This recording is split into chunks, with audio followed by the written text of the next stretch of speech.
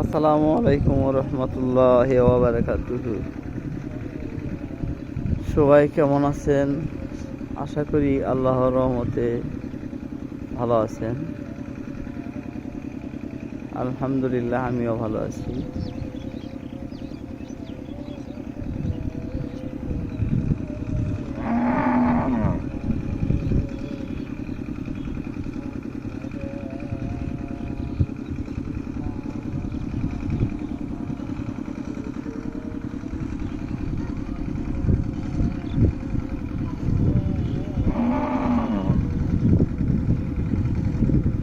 দেদার সম্পূর্ণ বালু তুলতেছে, বেশ কয়েকদিন যাবৎ বালু তোলা শেষ হচ্ছে না।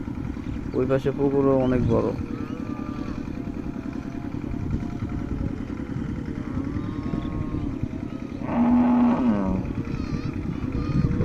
ওই পারের মানুষগুলো এভাবে পাড়ি দিচ্ছে, আর না হলে যে নৌকা আছে এই নৌকা দিয়ে ওরা পারাপার হয়।